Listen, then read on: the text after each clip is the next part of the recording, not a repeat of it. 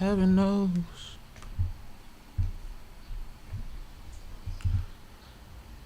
Miss playing baseball.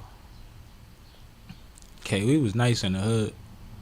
We used to beat up on all our homies' teams, and then we go play the little Mexican team or the little white team.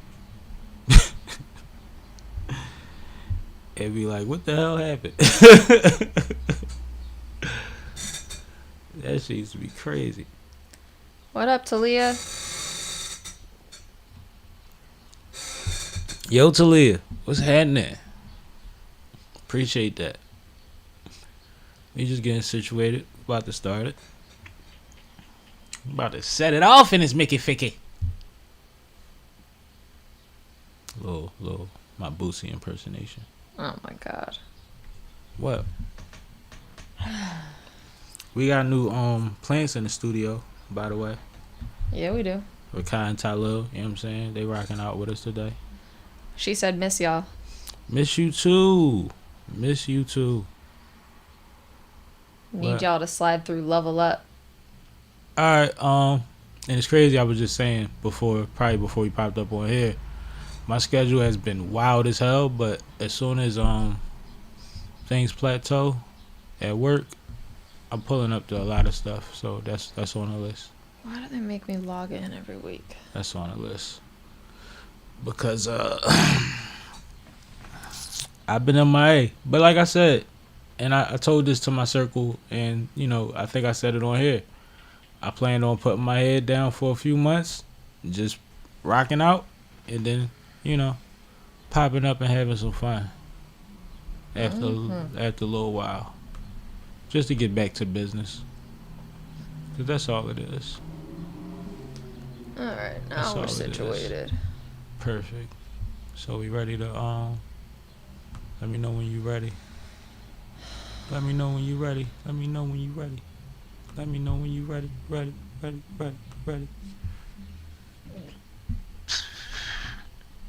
Crazy thing, Talia, I see a lot of your people at my new job, but I ain't gonna say where it's at on here. All right, here we go.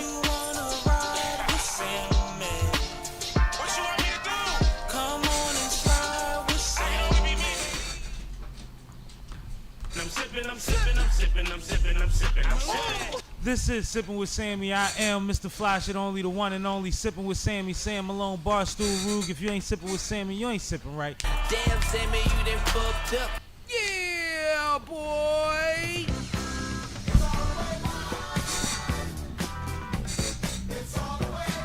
Yup. What's up with y'all, man? Happy Saturday, happy hour.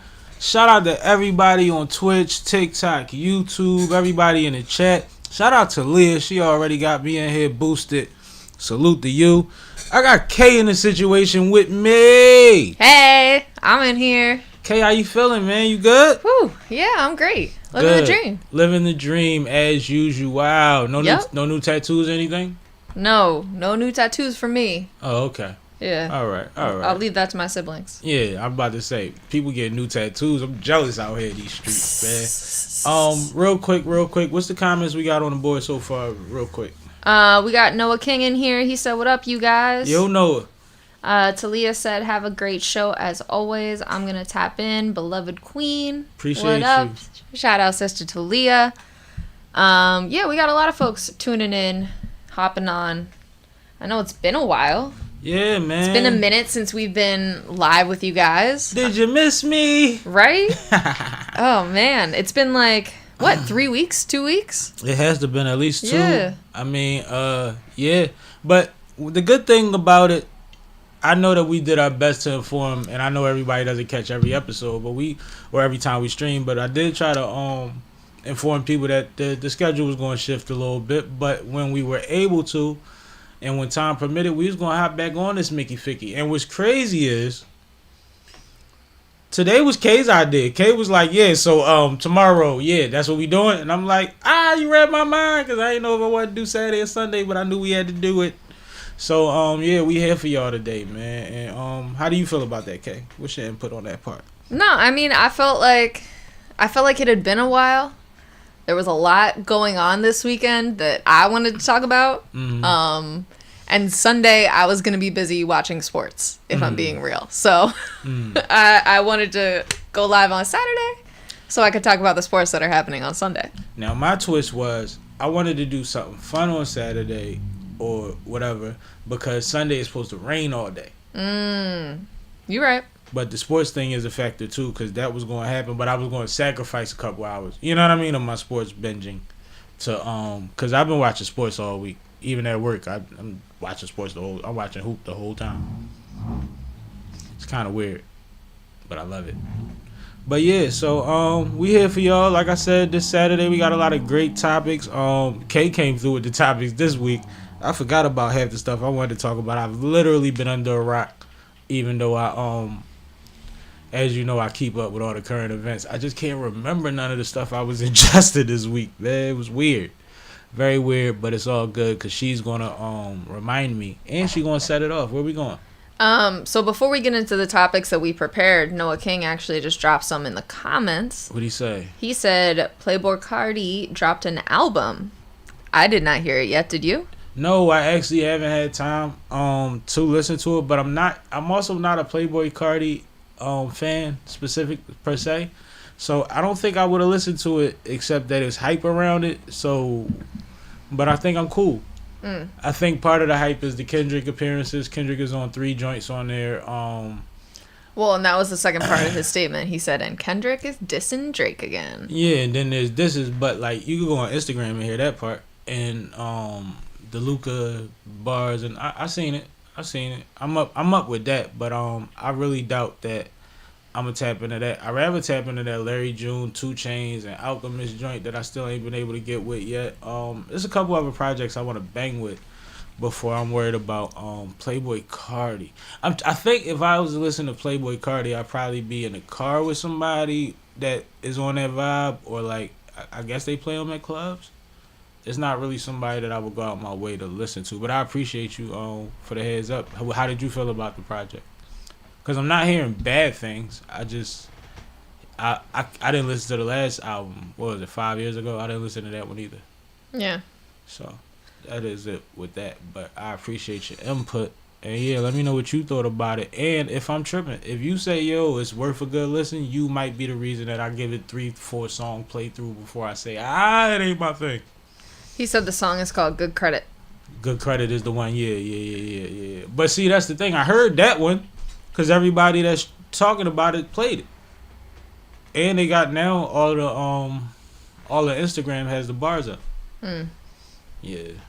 My algorithm is kind of really, really specific to like music and black entertainment, so I catch a lot of that stuff on my news feed. Yeah, so where we at, Kay? That was good shit though. Appreciate you. All right, well, let's start with sports because that's really what I came here to talk about. I know that's what you was hyped for. You like so much stuff I wanted to talk about this weekend. And they were all sports topics. Exactly.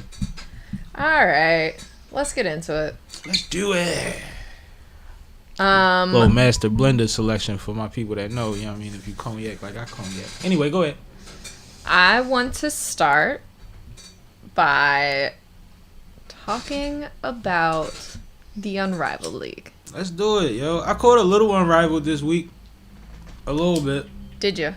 Yeah, and it's crazy because I didn't realize that I had the channel and somebody else put it on. And I was like, oh shit, love. Yeah, so Unrivaled League is coming to a close and the playoffs are all that is left. So on Sunday, we have the semifinal games and then the finals are on Monday. Yes. Before I go into the semifinals, I just want to say watching Unrivaled League this year was a ton of fun. Shout out to, first and foremost, Nafisa and Brianna Stewart. Fees. They created an amazing product, an amazing league, and you could tell that the players felt that in a completely different way, which we'll get into later when we talk about the WNBA. But the semifinals are happening on this Sunday, and of course, the Lunar Owls ended up getting the first seed that we already knew. They had an incredible season, only having 1 loss. So they are going to face off against the Vinyl on Sunday. And then the Rose versus the Laces is the earlier game at 7:30. Sam, what do you think? What are your predictions?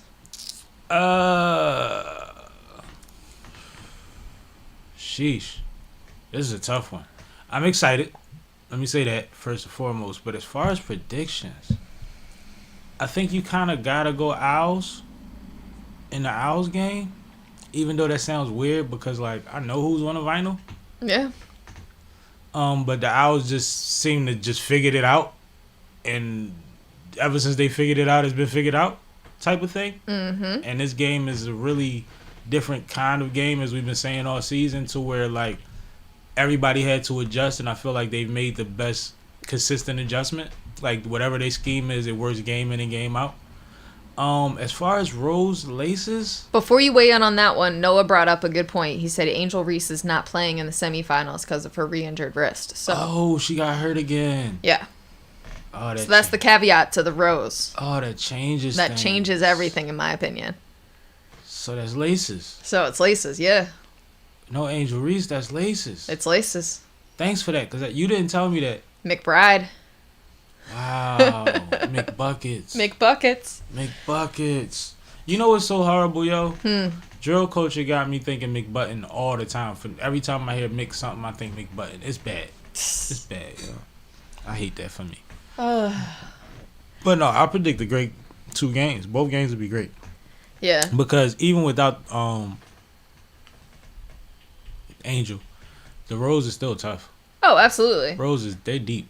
And to be clear, I agree with your picks. I do think that it's going to end up being the Owls versus the Laces in the final. Which is crazy. But regardless, we're going to see some amazing basketball on Sunday. So That's I'm as going exciting, to be tuning in. That's as exciting a game for me as the WNBA Finals was. No bullshit. Yeah.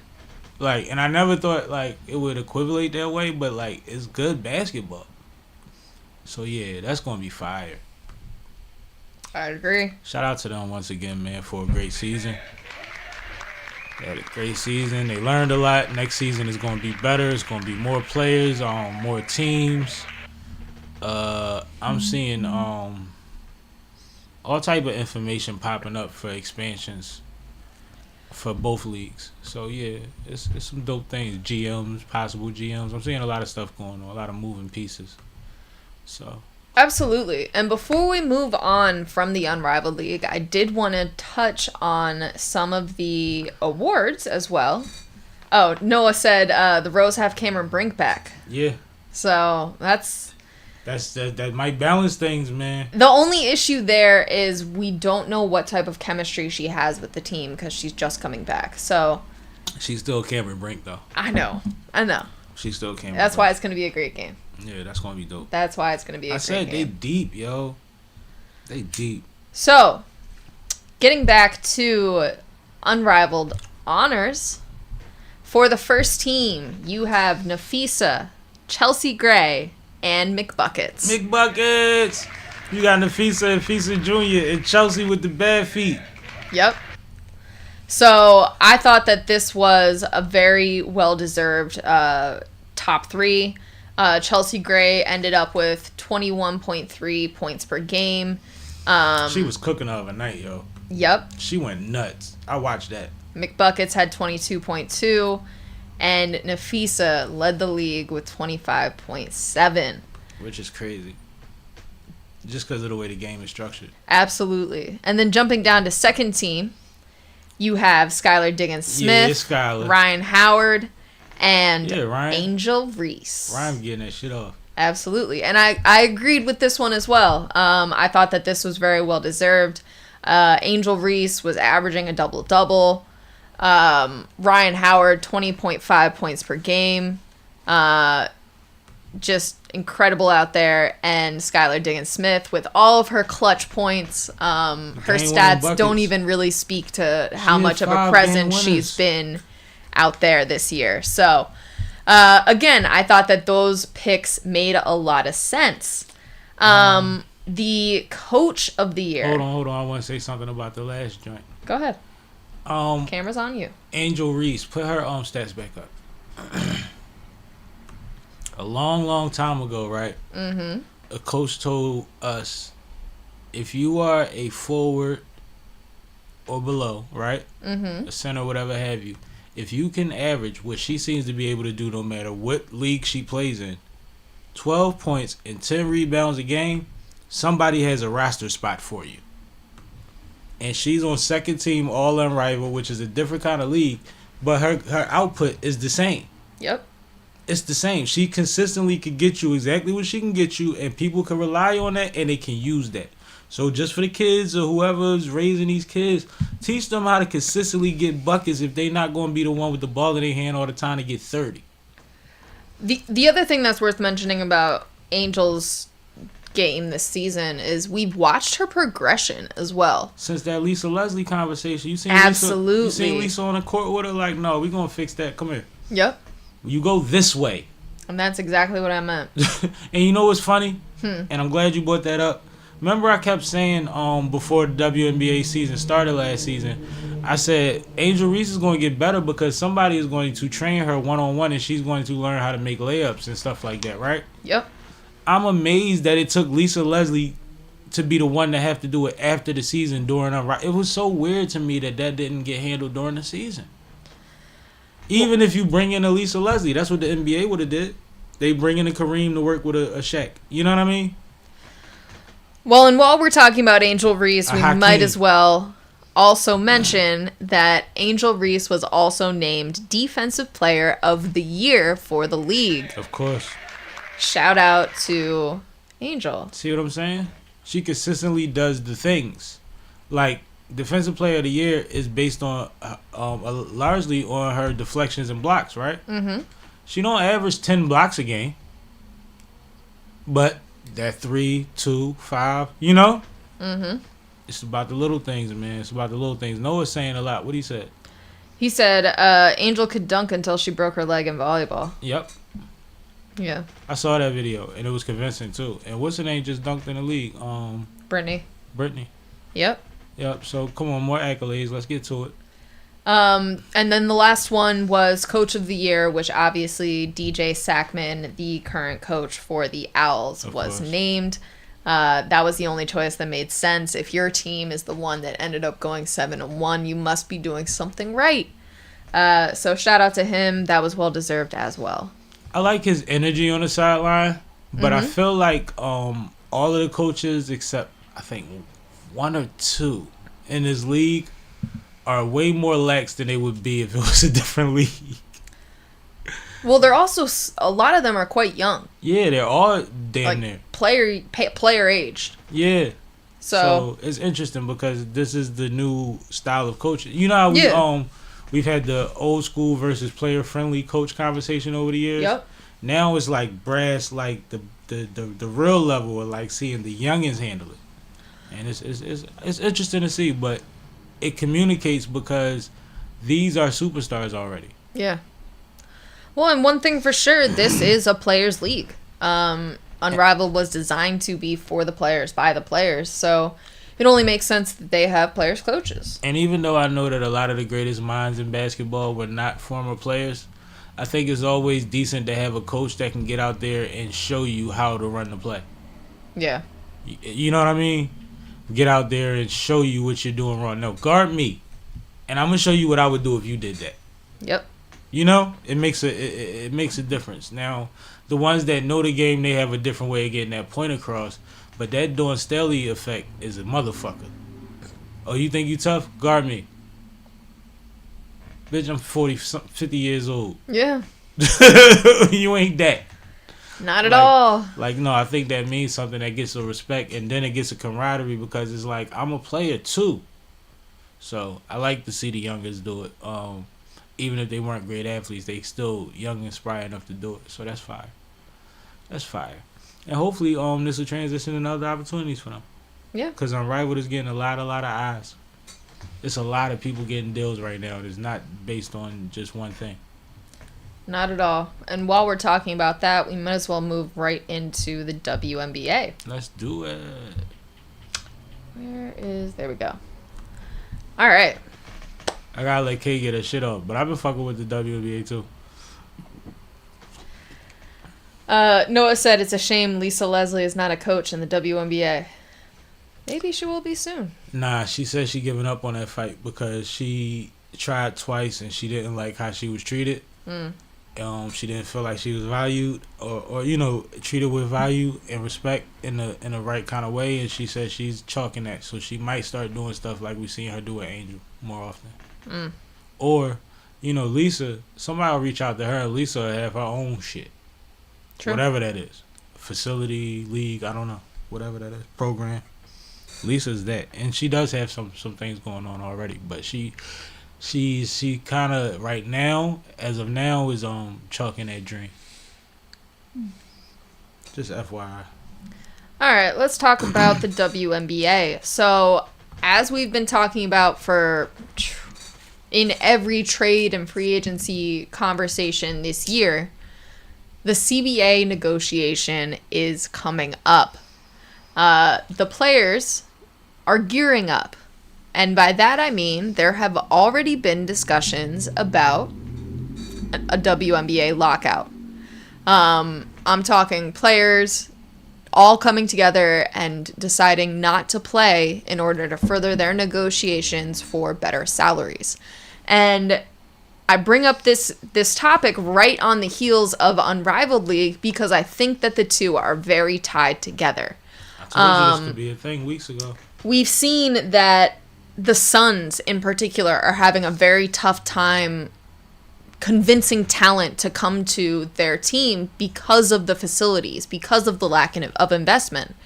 And when they're coming right off of playing the Unrivaled League that really invested in their arena, invested in the benefits for these athletes, and all around care, it's tough to go back. It is. So I do think that this CBA negotiation is going to be very interesting. I do think it's going to get muddy. I would not be surprised if a lockout does happen. But what did you think about these conversations and where they might be headed? I think a lockout is damn near inevitable. Honestly. I think that the league and public perception seem to have the leverage. But if you look at starting a new league, they're not in a different situation than the NBA was at this point. Yeah. Like, certain things are just going to have to be demanded and certain things are going to have to happen. And you do build leverage with an Unrivaled League. And being able to make that much money playing in Miami with child care and all type of other things, and be able to win a one-on-one tournament and win $200,000, so much so that you can give $100,000 of it away to people that contributed to you making it, right?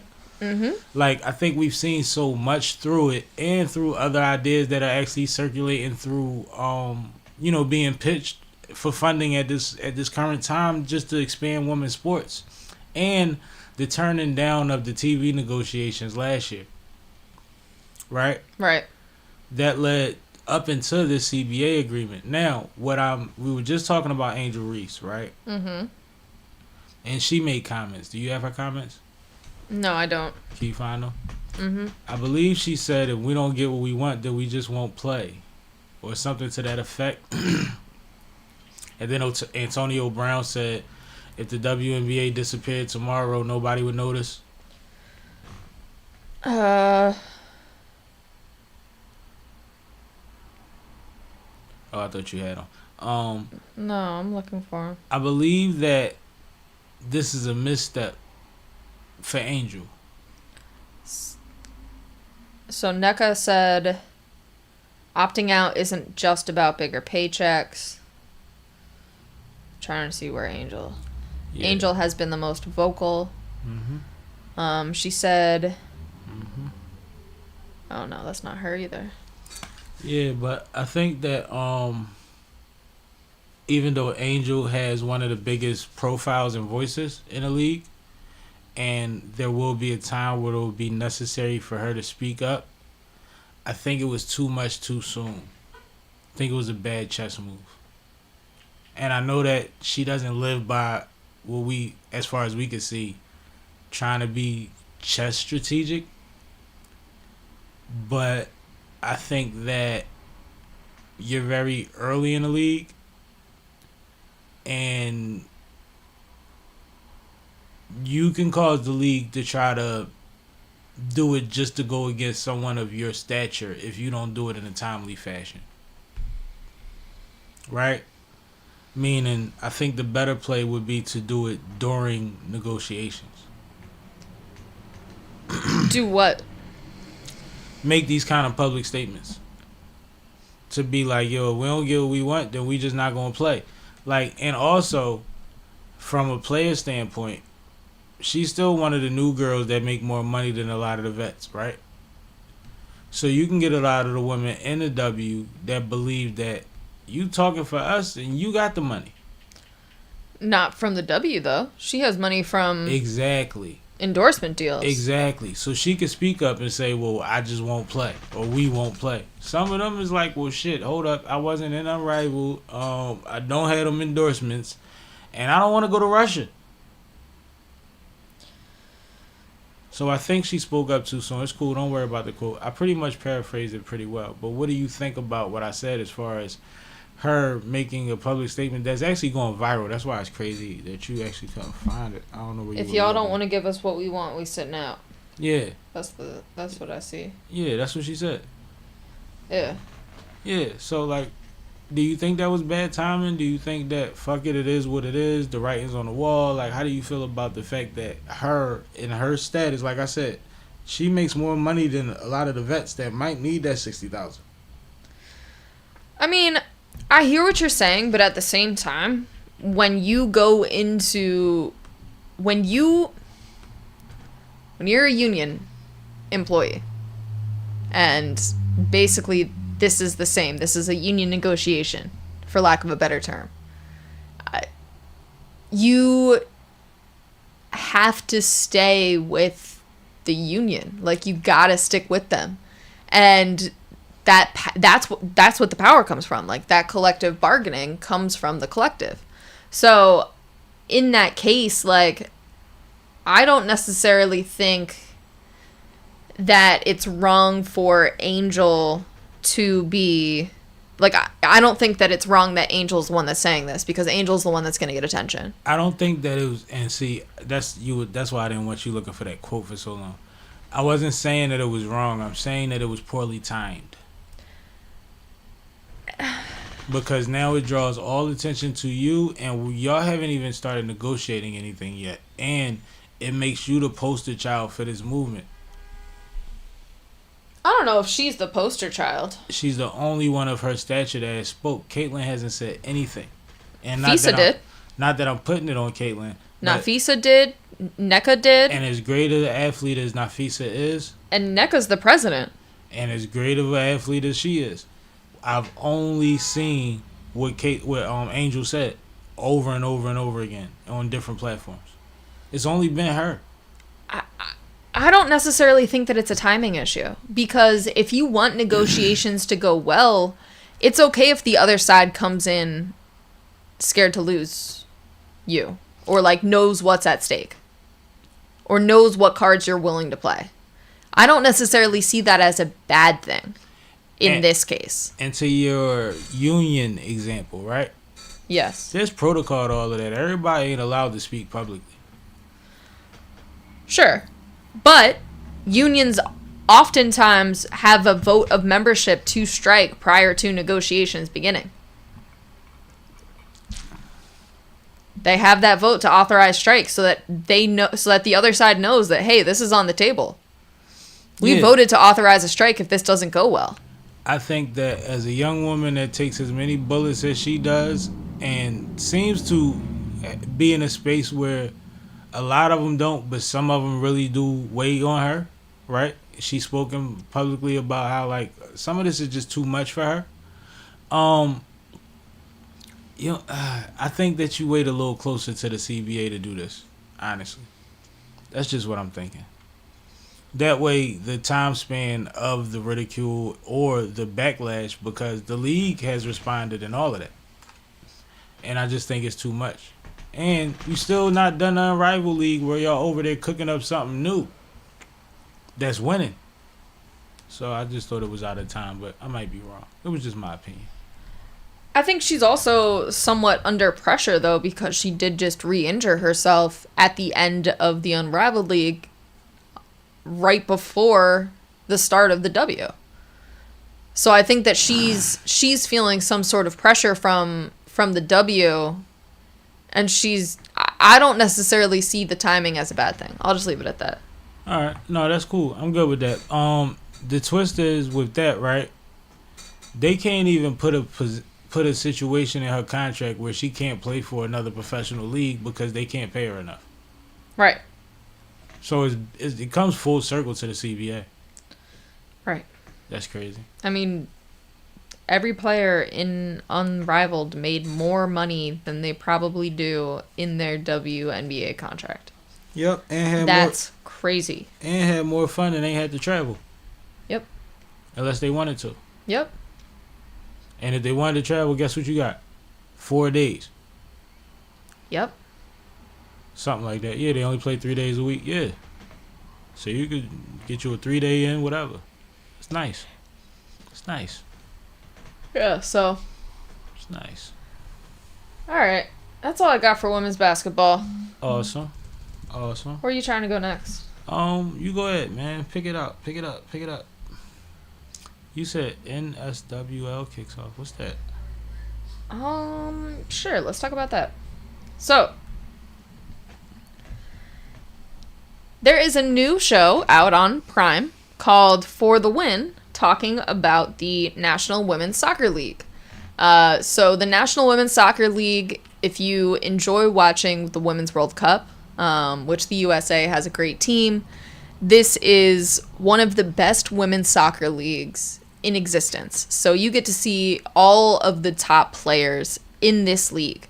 And this league's pretty young. It's only been around for, I think, like 15 years. So this documentary kind of follows the playoffs from last year.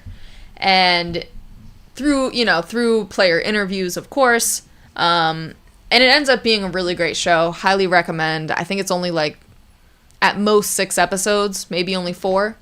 So it's an easy watch. You can get through it pretty quickly. But all that to say, highly recommend this show. It's definitely worth watching. And this came out just last week because the National Women's Soccer League is about to begin again. So the first matches, there were 2, were yesterday. And Orlando, the reigning champion from last year, ended up coming out and beating Chicago 6-0 in their first game. Oh, you meant demolishing. Yes, I meant demolishing. So it was absolutely nuts. It was a crazy game. Orlando absolutely dominated possession for the entire game. Wow. Chicago was without their star player, Swanson, who is very recognizable from the U.S. women's team. But even without Mallory Swanson, you expected Chicago to do a little bit more. They just couldn't keep it together. They kept losing possession. And to be fair, Orlando pressure was tight. And then I think that Chicago just got a little tired. They were on their heels for most of the game. And it's tough when you have to play defense for that many minutes in a row. I just remember as a goalkeeper, that's when the ball is constantly in your half, it is a very stressful game. So I'm sure that weighed on them, but Orlando just played their asses off. In order to beat any professional team 6-0, you got to play your ass off. And they really did not leave many openings for Chicago to even attempt to capitalize on. So shout out to Orlando. It was a great game. And I just wanted to let the people know that we will be talking a little bit of soccer now. I love to promote women's sports leagues, and I think this is another one that deserves some shine, and I'm very excited to be following it this season. So you'll be hearing some regular updates about the National Women's Soccer League. Word. Thanks for the information. Now, I believe it's appropriate.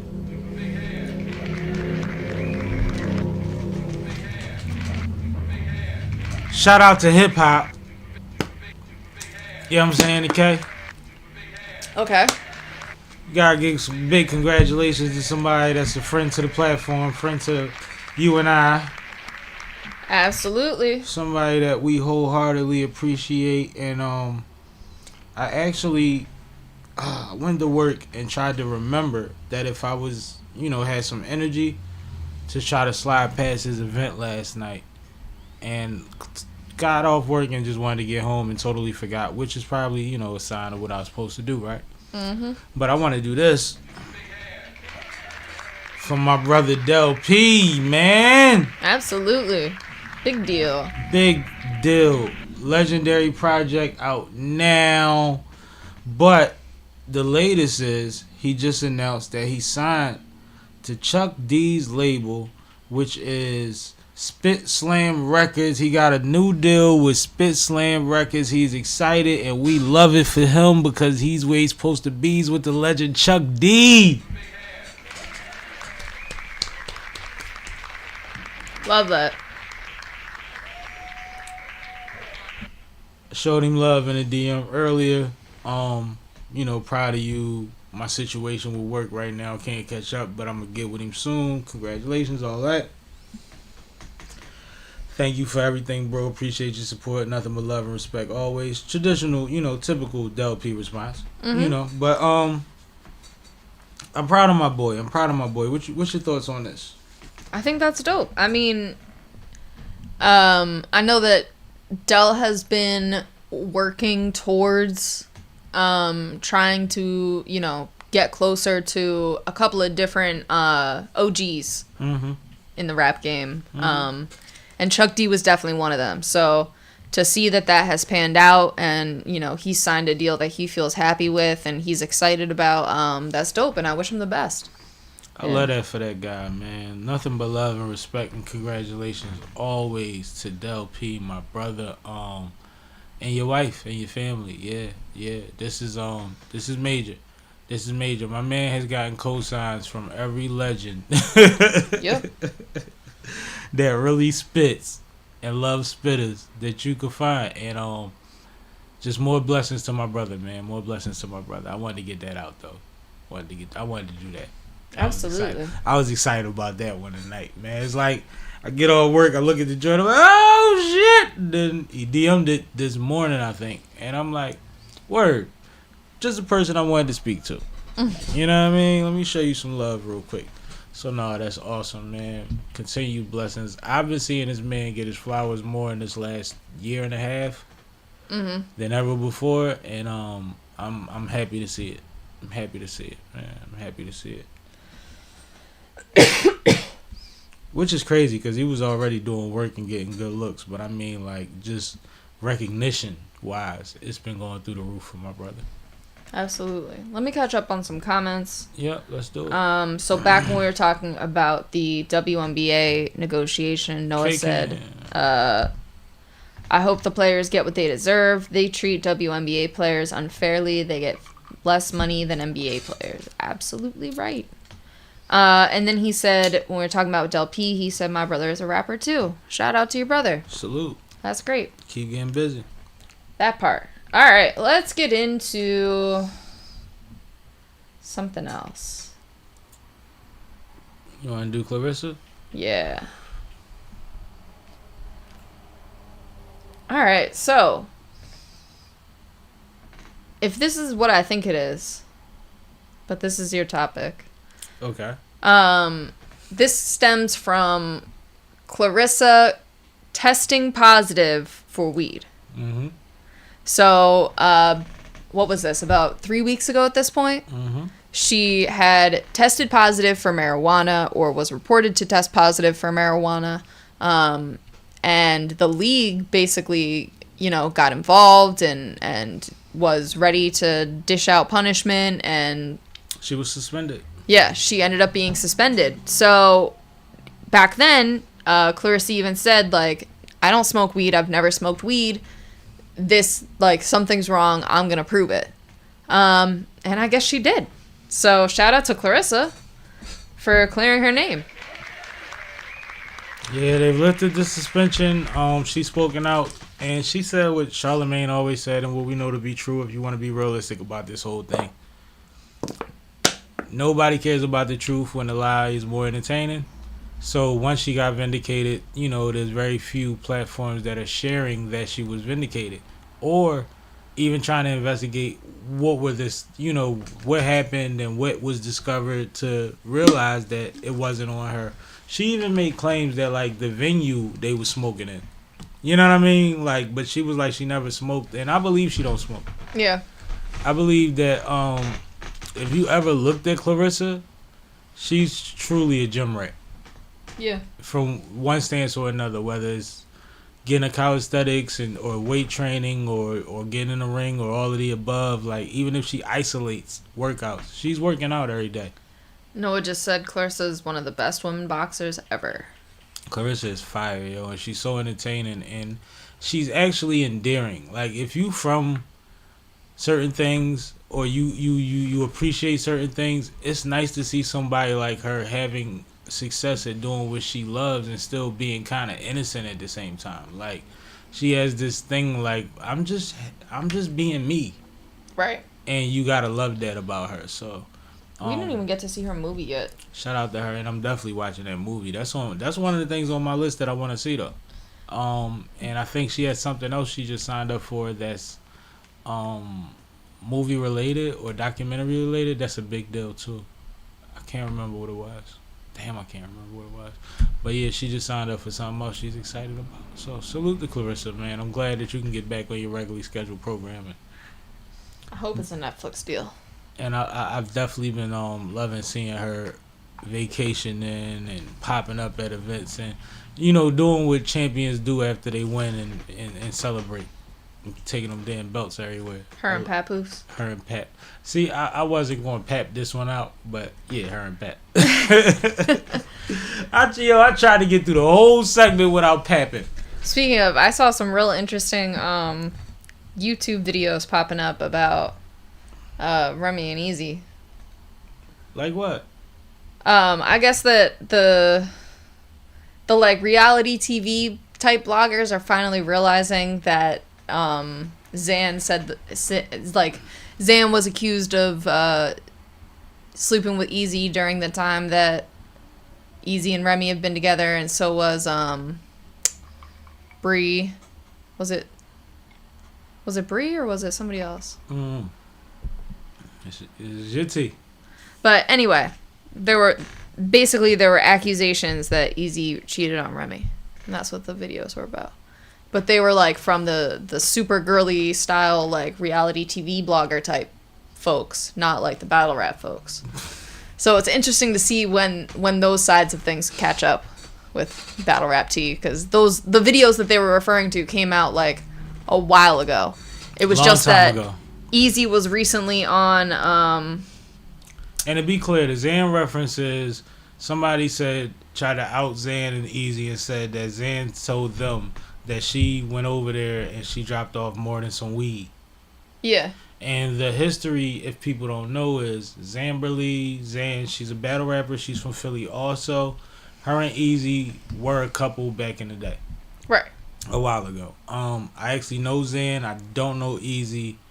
I know Caution, who's attached to Zan in a lot of different ways. But like, yeah, so Zan had a history with Easy already that the general public doesn't know about. So if they catch that clip, and Zan cleared it up and said, well, she tried to clear it up. I don't know if it's true or not, but she said it didn't happen. But if you catch that isolated clip, it actually says it's the one referring to people talking about the fact that she said she dropped off more than weed that night. Yeah. Yeah. My bad. I just wanted to clarify because I know even in this audience, it's like they don't know.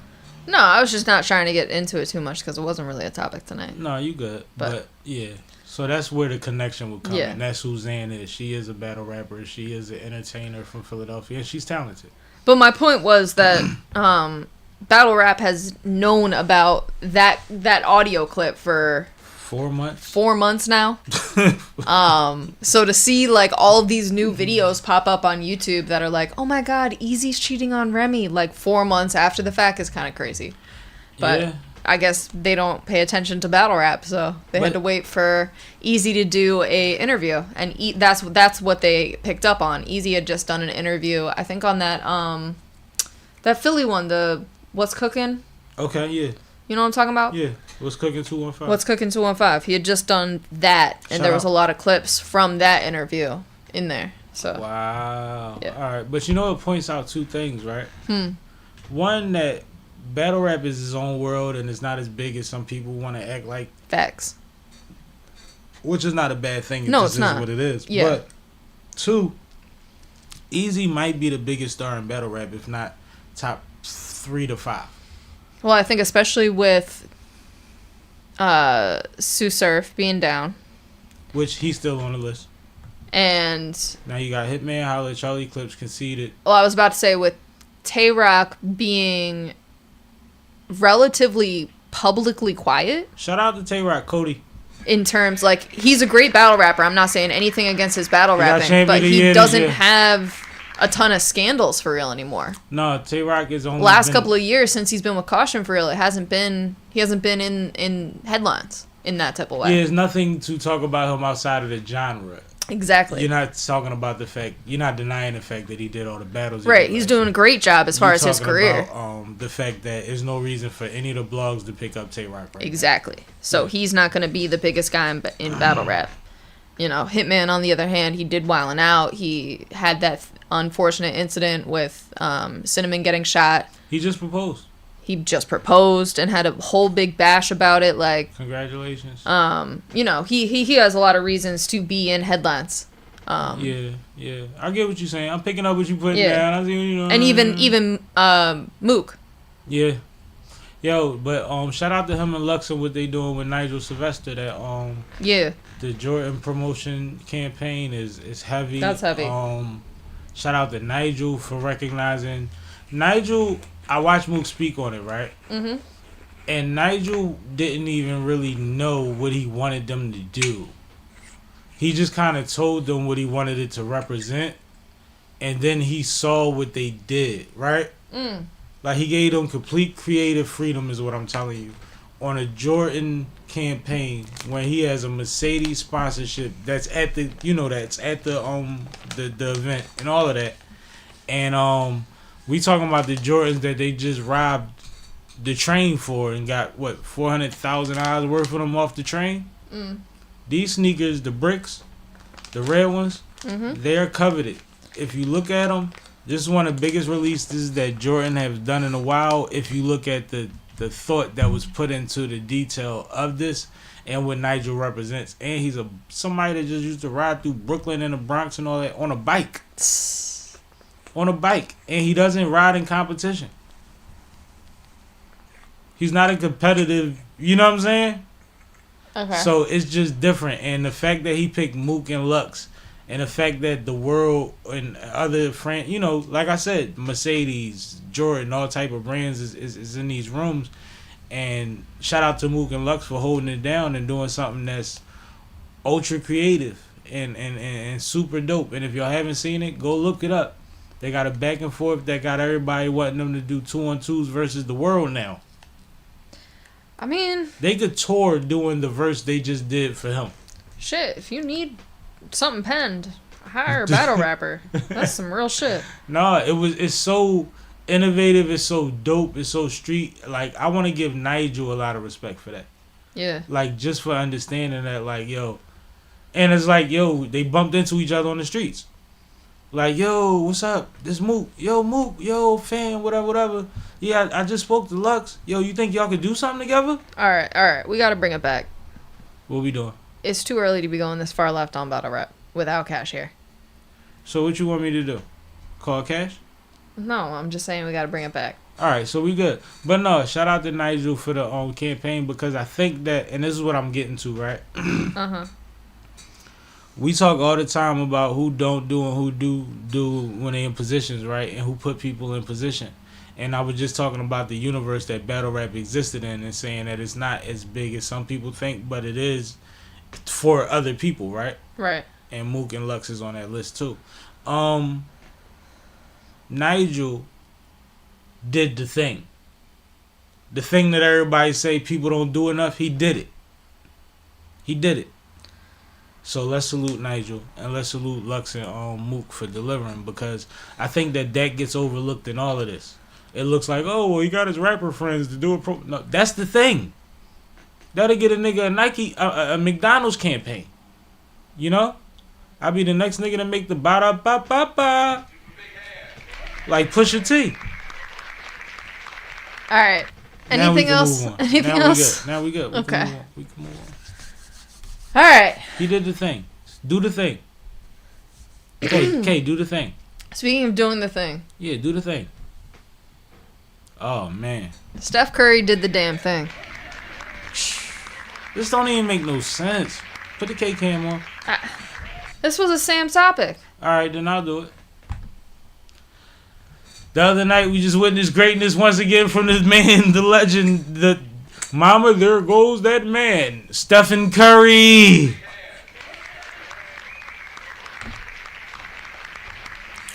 He entered the game needing 2 more 3-pointers to reach 4,000 career 3-pointers in the NBA. That's crazy. I don't think people realize. Wait, say that stat again. He needed 2 more 3-pointers to reach 4,000 3-pointers made in the NBA. Hold on, let's do this again. Crazy. Like, it don't even make sense, yo. 4,000 3-pointers made. He made so many threes, you would think he'd been in the league since LeBron been in the league. Wait. That's an insane amount of points. It's 12,000 points. How many points does LeBron have? What did Brian just break? The what's the name? Look it up. You the statistician. When you done twisting what you twisting, I know you roll your own cigarettes. But when you can make 12,000 points off of 3-pointers alone, and we know how efficient Steph is inside the 3-point line, you talking about thousands of people who don't have 12,000 career NBA points. He has it off of 3-pointers alone, yo. This is amazing. So what I was saying was, we knew when the start of the game happened that it was inevitable that he was going to break the record that night. Of course. We knew it. And so did the league. But was the commissioner in attendance? I don't know. I don't remember. Because I was at work when I was watching it, so it wasn't like I could, like the volume wasn't, you know what I mean? Right. But what's crazy about it is the weeks that preceded, he's been going nuts. Steph has been acting like Olympic Steph for the last 2 since All-Star break. LeBron has 41,000 points. Thank you. 41,000. How many Steph got? But anyway, 25,000. 25,000 for Steph. Half of those are from 3-pointers. From 3-pointers. That's crazy. Streets is in here. He said, "What up?" Yo, Streets. Yo, I seen your new vid, the walking through the Broad Island shit, nigga. You know I'm from Uptown, so Broad Island, yeah. Love. Keep working, man. Keep working. And I seen your disclaimer. I get it. Fuck them though. If they don't get it, they just gonna have to appreciate it. Tell them turn the volume up. Nah, but yeah. Shout out to Steph, man. Congratulations, man. I think that what always happens for me is like I'm caught in a age where I've seen Reggie Miller's run and how efficient and how hard he worked to get his threes and to hit 5 3-pointers out of 6 a game and hit 6 3-pointers in a game and had a big moments against Jordan. And I saw Ray Allen break his records, and I seen Ray Allen turn it up and then switch teams and have his old team mad at him and still get him another one. Steph makes them look like regular shooters. And what's crazy about it is I really need somebody to look this up, and it might not be y'all. But I believe that there are people right now in the NBA that are having Reggie Miller and Ray Allen careers, and we're not even talking about it because of how much Steph is going above and beyond that. Yep. There are shooters that are shooting as efficiently or better as they were, and we ain't even talking about them. Not about as far as shooting proficiency. We're not. We just talk about how crazy stuff getting and how efficient other people are at scoring because everybody's shooting threes. Do that make sense? Noah said, "Babyface killer strikes again." Yo, light skin man, he been keeping y'all healthy. But am I tripping? No. Like, it's literally people in the league right now, and I'm thinking of certain people, and I don't want to go through the list because I might be wrong. But I'm like, if I really look at the numbers, they probably look real Ray Allen-ish right now. But Steph is like eons above, 12,000 threes. He hits three-pointers from the logo like he just did last week on two people and looks at them like they stupid. Mm-hmm. Night-night. Not like he's crazy for pulling that shit. That's a bad shot, K. For anybody but Steph. It's amazing. It's amazing. It's amazing. But the NBA has been exciting this year, and it's crazy because I'm talking to a lot of people, and it's crazy. I think part of it is because they're Sixers fans, and the Sixers aren't having the season that they wanted to have. But the league is kind of back a little bit. People need to start watching again. There's a lot of stars that are showing up. The Sixers got a new nigga going crazy right now, but y'all don't know because they're not winning. But no, it's like it's a lot. Like Shea is going nuts every night. Who are you talking about from the Sixers? I can't remember homeboy name. And it's Grimes? Grimes. No, and it's another one. Edwards? Something Junior. No, that was a different game. I watched a lot of basketball this week, yo. I don't think It was Grimes and it was another guy. Because one of them got the curly hair and another one got a low cut. It's two I of think them. it's Edwards was the other one. Alright, yeah. They be going nuts. Y'all gotta pay attention, man. Y'all gotta pay attention. Yeah. Where we at? Unless it was Doughton. No, it's not that one. Who had 30 or something like that this week? Doughton had 24 yesterday. Yeah, that one was going nuts. I just watched that game. I mean, there's always Yabusele. Nah, Anyway, you know that's my guy. You know, All right. I love Yabusele since the Olympics. Well, since we're talking about it, we might as well get into other NBA updates. Let's do it. So we are officially 1 month out from the end of the regular season in the NBA. So I wanted to touch base with y'all, since it's been a while, on where the standings are at. All right, let's start with the West, because it's less sad. The That's Thunder crazy. is in first place in the West still. No surprise there. They started out the season hot, and they have been hot ever since. They still only have 12 losses this 12. season. I was talking to somebody, I couldn't remember how many. I was like, oh, we got like 15 losses. It was 12. 12. Yeah. Number 2 in the West are the Nuggets. Third is the Rockets. Fourth are the Grizzlies. Fifth are the Lakers. Oh! Sixth are the Warriors. Seventh are the Timberwolves. 8 are the Clippers. And 9 are the Kings. 10 Mavericks. 11 Suns. Stop. No point to go past playing. Yeah, that's kind of it. No point to go past playing. That's kind of it. Now, I'm scared for my Lakers. Why are you scared for your Lakers? Because we can slide to play in without Brian. Like, the teams, look at the records. Yeah. We've been not really capitalizing. Yeah. And motherfuckers been playing their ass off. We ain't got no defense, and we don't have a Brian factor. And it's showing. And we can slide into playing. Yeah. And that's very scary for me. Playing's going to be tough, too. Playing's going to be vicious. We was just in second. That was a week ago. How long ago Brian got hurt? Week ago. I mean, to be fair, you're not many games back from second still, so you can still get back there. That's what's crazy. When the West is kind of crazy right now. But when you say it's groin injury and you can't rush a groin injury, right? Yeah. It takes 1 to 2 weeks on the positive side, like optimism. That happened in a week, eh? Like, that's different. What'd he say?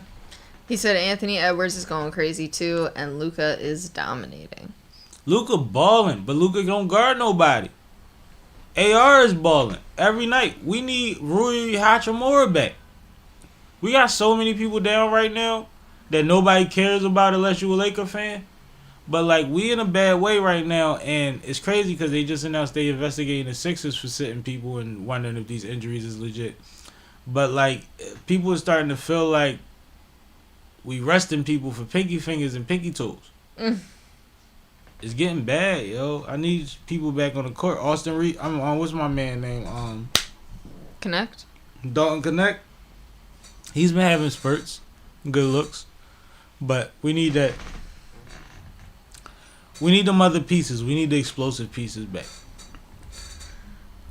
Yeah, so that's how I feel about the West. I'm worried about my Lakers. That's fair. But yeah. All right, let's talk about the East.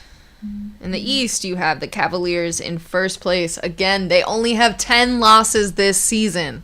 10. 10, yo. That's crazy. And nobody's talking about them. At all.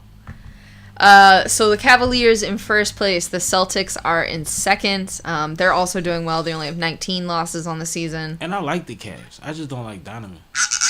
The Knicks are in third. The Bucks are in fourth. The Pacers are in fifth. The Pistons are in sixth. Seventh are the Hawks. Eighth is the Magic. And 9 is the Heat. 10 are the Bulls. 11 are the Raptors. And then you got, the Nets. Sixers? And then the Sixers. Oh. The Sixers are in 13th. Golly. I You know I was know. going to stop you at 11 and 12, but I'm like, go ahead, yo. You say the Sixers. Of course I didn't. Yeah, I mean, let's just talk about it. Let's say what it is. The Sixers have been having a terrible season. Tank. Yeah, at this point, tank. I don't want to see the Sixers in the play-ins. I don't. You don't want to see the Sixers win it all. I don't. I want them to tank the rest of the season. I want them to get the best draft pick they can possibly get and rebuild. Because this is not it. I hope you get rid of Paul George. I think they might get rid of Paul George next week. Yeah. I ain't lying. Like, they on something. I hope they get rid of Paul George. Mm-hmm. Because right now, Paul George has the most trade value that he's going to have as a Sixer. Tank, Sonata, tank your party line. Get some young players for Paul George. Some young shooters. Something that's going to work. Young forwards. Get you some YNs. Yeah. I mean,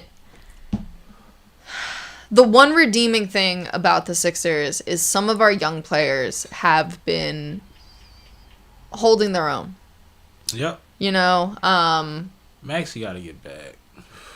Yeah, it's tough to watch the Sixers right now without Maxey. And even before Maxey went down, he was in a little bit of a slump. So it's been tough to watch. But even before that, I mean, as you said, Grimes has been balling for us. Ricky Council is always a bright spot. Bona has been actually doing pretty well. Yep. I've been very impressed with Bona. I think y'all got a hell of a bench if you get starters back. We do. So, at this point, it is what it is. But talking about the rest of the East, because I don't want to dwell on the Sixers too much, because it's not worth it. Talking about the rest of the East, I'm very surprised with how few people are talking about the Cavs. It seems like everybody's favorite in the East is the Celtics, which is insane to me, because as much as the Celtics are the Celtics, the Cavaliers have just looked so tough all season, and I think because they don't have the two big stars that everybody's used to a team having, instead they have Donovan Mitchell and a team, like a whole team that can shoot, that can all be threats. I'm gonna tell you the other factor that you missing. What? Look up the average age of that team. They're young. They're very young. They might be the youngest team. Second or something like that. I think you're right. They're either the youngest or the second youngest. That's part of it. It comes down to experience, and the first name that you said was Donovan Mitchell, and nobody looks at Donovan Mitchell like a leader. He's been tagged as a non-leader years ago. It actually was a big thing when Shaq and Chuck said it years ago, and they were doing it to challenge him. But since then, Mobley is coming to his own fold, and you know what I mean? Things Garland. like that. Garland, I love Garland. You know, that's my guy. Tough. That is my guy. But the thing about the way that they play is nobody really gets 30 consistently No. on their team. Everybody scores Everybody 17. gets 17 plus. Every starter gets 17 plus. So that means you can't have a weak defensive link on your team, not to mention they're one of the best defensive teams in the league. They are. Scrappiest teams. Yep. They got the good fresh legs. So I And they don't won it. understand why more people aren't talking about the Cavaliers right now. Because it doesn't bring ratings. I hear you, but Big market is a thing, yo. But- Big market, like, throughout the years, no matter how bad the Cowboys or the Lakers have been, every major platform starts their broadcast off talking about them. they're playing good basketball, and I think that that's worth paying attention to. So to be honest, whenever there's a Cavaliers game on, I'm watching. I'm watching. The Cavs and the Thunder, if they're playing, I'm watching. Yep. Either one. Grizzlies, I'm watching. Yep. And it's not enough being said about what Ja been doing lately. Ja has been acting a fool out there. Their whole team. That's another young team that's been acting crazy. Acting crazy. They're Yeah. one to watch. Man, listen, that's basketball. And you've heard me say this for a while now. It's the turning of the tides. It's the turn. I think this is the year. I think that these young bulls are going to show you, like, oh, you think just because we don't have the big names, we're not going to play during the playoffs? I think what stagnates it too, that we probably don't equate to it, is the OG's production in the Olympics that just happened, right?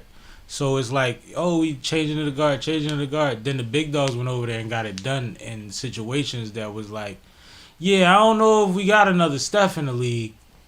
I don't know if we got another intellect like LeBron. I don't know if we got another KD yet, right? On a international level. Yeah. So I think that kind of like stagnated the whole spotlight being transitioned, Yeah. because these big dogs proved to still be big dogs recently. And I'm talking about when we've never seen, I don't know if this is a muddy award or a heavier opposition in the Olympics than we've actually seen this year. How many teams could have actually won this motherfucker? Right? Canada could have won. France could have won. A lot of these teams could have won. What was that? West something other? They could have won.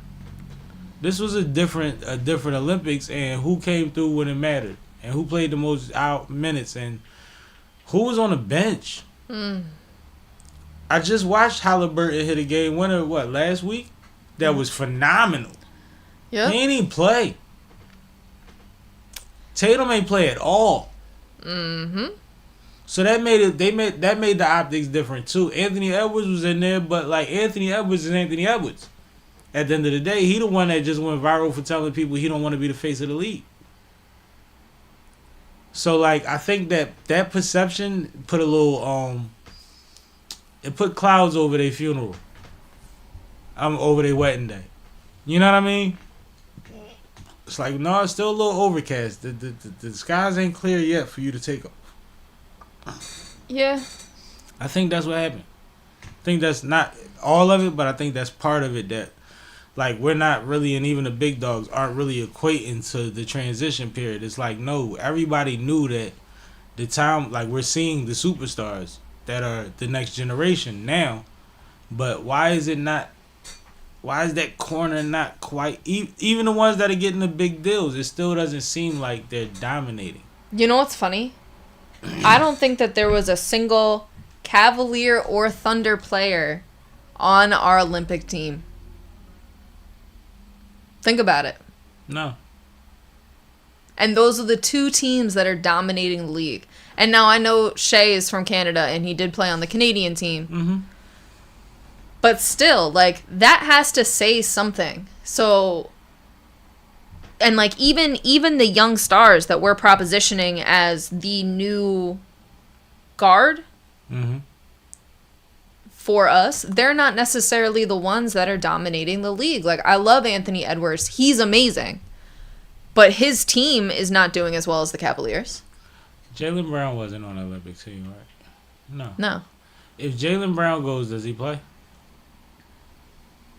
I think he has a better shot than Tatum. That's crazy. It's not really crazy, but this is optics, right?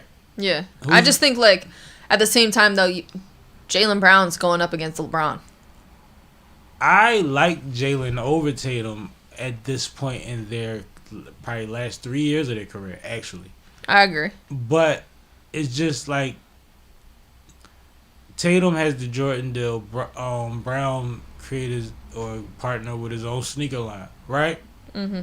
I don't know which one is more prestigious, but I know to the average looker, this guy has a Jordan sign on him.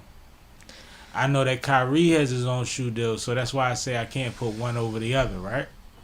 Because I'm sure Kyrie gets a bigger percentage and still does his numbers. I mean, Tatum was also the face of 2K. Like, right. So it's very strange that there's nothing in my brain that makes me think that if Brown went, he plays. Let me catch up on some Noah comments. So he said, my Bulls are trash. My Bulls will take him. Probably talking about Paul George. And then he said, y'all can have him. Yeah, right. You can have him. Send us something good. I don't think you have anything good, though. Maybe some picks? I don't know. And then he said the 2028 Olympic team will look a whole lot different. I think you're absolutely correct there. It has to, because half those players are going to have retired. Yeah, that was low-hanging fruit, bro. Nah, I appreciate the comment. Don't be an asshole, Sammy. Nah, I'm just playing. Nah. But, yeah, it will look different. And there will be some dogs and some animals, and we will get new versions of these guys that I'm talking about now. But I'm just saying, if you look at the league now, do you see people that are, like, that surgical with it in those moments as a KD, a Steph, and a LeBron? Even when it comes to just facilitating the moment, right? And shout out to the assistant coach, Carmelo Anthony. That was on the sideline giving it up the whole game. True. Every game. True. Sitting right next to Kaya, like, bro, you go ahead to watch me go nuts for a little bit. I can't sit in my seat. I got to make sure my niggas know what we doing. Like, that was crazy. Yeah. And it was awesome. You know what I mean? Like, it's beautiful. Because, remember, Steph told him, don't worry about me. I'm good. You know how big that shot was? Man, I can't forget that. That Olympics was so fun. It really was. It was so fun. All of it. But the yeah, basketball, I was going to say, I love the Olympics. The basketball was crazy. It was crazy. And it's crazy because I think we're in a social media age where that might have got more eyes than ever before, more people talking about it. But if you watch the history of Olympic basketball, that was great Olympic basketball. You know? Absolutely. Yeah. So let's go. Where we at? All right. Shout out to everybody. I'm looking forward to the playoffs, man. I think the league is more exciting than people are giving credit. I think just people are sick of everybody shooting threes, but the playoffs after the first round, y'all gonna love it. Oh, it's gonna be crazy. Y'all gonna love it. Ain't gonna be nowhere to hide after the first round. I'll let you take this one, Sam. What's this one? Oh yeah, the 76ers. What's his name?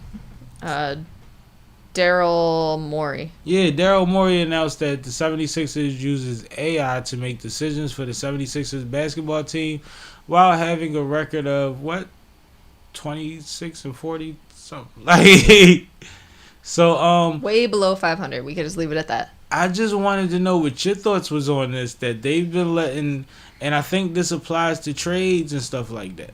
It definitely does. The way he said it, it definitely does. So, like, how do you feel about the fact that, I know everybody's praising AI and it makes everybody's job easier, but why, like, these billionaire motherfuckers, man, this is really just they little, you know how you get a classic car where you get money and you know that every month you're going to have to spend more money on making sure that it run? But this is baseball. This is baseball all over again. Remember when they went to numbers? It all went to numbers, and that's what this is. Like, we've seen sports do this before, and it just does not work. It doesn't. There's something to be said about team chemistry, about the unspeakable knowings that happen during sports. And AI can never capture that. I'm sorry. And not yet. Just never. Not yet. There is a human quality to it that will never be able to be captured by machine. I'm sorry. And to me, having AI have a vote in these decisions is one thing. Giving AI the only vote is another. And the way that it was described, it's just a vote. So I'm not going to like demonize the Sixers, but the problem is the other votes that they have going into these decisions are not necessarily trustworthy ones either. Oh, it's the Grammys in the past. I think that the 76ers need to shake some things up, and I'm not necessarily talking about their young players. I think that there's some things that might need to change in the front office. Because some of the decisions that get made don't really make much sense. Yeah. What do you think about him saying that publicly, though? Like, what was the point? Like, what was that? Is he passing the buck to AI? Like, oh, it wasn't us. We did the AI thing, and I don't even think that's what it was. I think he was trying to like. I think he was trying to be progressive. Yeah, I think he Like- thought he was being progressive and not realizing, like, you are one of the worst teams in the league right now. Like, this doesn't look good. Half of the people that posted it posted the record. Right. Like, they made it a direct correlation to the record. Yeah. And I think that, and I mean, if anybody has PR, I want him gone. He's the one I want gone, to be honest. I feel like all season they've been saying that his job's in jeopardy for a lot of different moves Yeah. that's been made. Yeah. But I think that traditionally, this is the reason that I'm a Lakers fan. It's not the fandom. It's not... Because, the energy is the same energy I grew up with. Like, I get Philly fans. And I can't even blame this season on Nick Nurse. Like, Nick Nurse has been dealt such a shitty hand to begin with. But they'll blame it on Nick Nurse. But they will. I know they will. And I think that this is really Daryl Morey's fault. Yeah, this is horrible, yo. Why would you say that out loud? This is Daryl Morey's fault. Like, yeah. he said the thing we say in the conference room when everybody's phones is in the lunchroom out loud. At the press conference. Like, why did you say that? Crazy. I just don't understand it. I don't get it. And I was like, yo, I gotta ask a Sixers fan how they feel about AI running a fucking organization. Awful. That's crazy. That's how I feel. That's crazy. I don't like it. It's cringy, and it feels like dragging his nuts. It feels like this is how important this is to me. Right? Ugh. And by the way, they trying to medically retire your boy so they can get some money back. I bet. Yeah, man. They want about 60 of that back home, baby. Dumbass signed an extension while he's hurt. Like, makes no sense. At all. And we said that when it happened. Yes, we did. Said that when it happened. All right, let's move on before I get madder. Yeah. So. And I remember the Ryan Howard extension. Anyway, let's go. It's March, baby! Yeah, baby! Yeah, it's my favorite month. Absolutely. This is Valentine's month for me, baby. March Madness is officially here. The bracket will be out Sunday at 6 p.m. is the Selection Sunday celebration. So We after doing that, brackets? yeah, we're doing brackets. We're doing women's brackets for sure. We doing live brackets? We could do live brackets. Damn, let me see. Sunday. So we had to go live tomorrow because the rest of the week I'm at work. Yeah, it would have to be at night too. I don't know if we could do that. We'll see. All right, let's figure it out. Yeah. Anyway, so Selection Sunday, and then the first four is the 18th. So that is Tuesday. Mm-hmm. Tuesday and Wednesday. Then the first round begins the 20th and 21st. So I believe that is Thursday and Friday. So yeah, it's going to be lit. Basketball is here. I am very excited. To be honest, I'm even more excited about the women's tournament than I am the men's tournament. Women's college basketball has been Ridiculous. lit. There are so many names to talk about, so many teams to talk about. I'm so excited to put that bracket together, to be honest. I've been watching way more of that than the men's. My men's bracket, don't trust it. It's not very educated. But I'll do what I can. And Cooper Flag is out, and I don't think he's coming back. Because I think that you risk him being on the injured list going into the draft. Mm-hmm. You also risk him being prone to injury if he re-injures. Which, in this small window, is very likely, like, it's an ankle injury, right? Yeah. So they're calling it a sprain. We don't know the extent, as far as I know, but sprains range, right? Mm-hmm. So you get out there and you're either at full capacity, looking injured, or you possibly laying wrong or whatever have you, and wind up on your side again. Right. So that took the men's side down tremendously as far as anticipation. But I have seen a lot of good games, women's and men's, this last week. I watched way more. I felt like I was at Roman Catholic again. I'm just watching basketball all day. Well, speaking of, you wanted to talk about this. What's that? Starch Madness.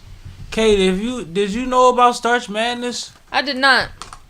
So look, I'm at work one night, right? And I'm chilling, and I'm flipping, and I'm like, damn, all the games is off. And I'm flipping through the channels, and I see it's more games on.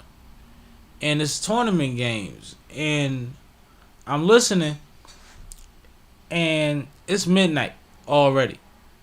And the games are just starting, which I think they start at 9 p.m. on the West Coast.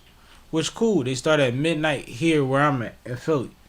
So I'm at work, and I'm watching it, and the games are good, and they're lit, and they're packed. And the commentators are saying jokes about how late the games are. And I'm like, I know I ain't tripping. And then, like, so if the first game starts at midnight here, then the second game started at 3 in the morning or 2 in the morning or something. And the commentators are making jokes. They're literally saying, like, yo, I love this time of year. We do this all the time. But just imagine a guy that told his wife, hey, I'm going to the bar to watch the games, and he's still out right now. She's never going to believe you. And these games was popping. So it was like, that's why I love March, yo. I watch every game I could watch. I don't care if I ever heard of the team. I don't care if it's MIT bracket. I don't care if it's whatever. But Starch Madness got me through my first fucking overnight at my gig. I ain't gonna lie, cause I was watching them till 3, 5, whatever in the morning. Just watching, and they was going crazy, and the energy was up. And like, if you know anything about college sports, if you have any kind of like midnight madness events or late night pep rallies and stuff like that, it's just different energy while you're watching the game. It don't matter who you watching. If they giving it up, the crowd keeps you in the game too. You know what I mean about that college energy. You know what I mean about that Midnight Madness energy, right? Yeah. On the college front. Like, it's just something about that late night basketball where, like, yo, Kay, I'm telling you, I had hours of like, oh, they still hooping? I thought I was going to have to watch CSI or something. You know how it'd be at 2 in the morning. I was like, yo. So I didn't know Starch Madness was a thing, but Starch Madness is lit. Just for anybody that cares about basketball like I do. I fuck with Starch Madness. And they were saying Starch Madness, and I was like, that's a crazy name. And why is it Starch? Because I think it's like all the starch, all the potato producing areas of the U.S. It's Big Sky tournament. So it's like Colorado, Idaho, Montana. Oh.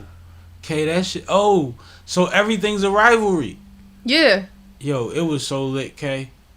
And Montana won the conference for the first time in a while. Yeah, and I saw that game. K, it was so lit, K. It was so lit. Shout out to Starch Madness. Like, I love this month so much. You said to me, it's not March Madness yet. I said it's March. Remember that conversation? Yeah.